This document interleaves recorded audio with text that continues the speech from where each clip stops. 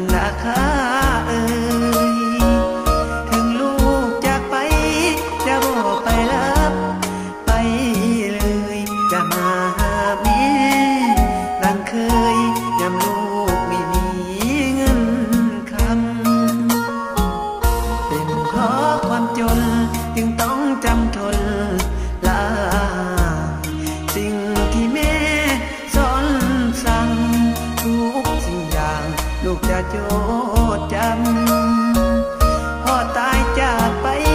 ครอบครัวเลยขาดผู้นำเลยขาดเกินเงินคำลำบากตากรรมแสนทรมาน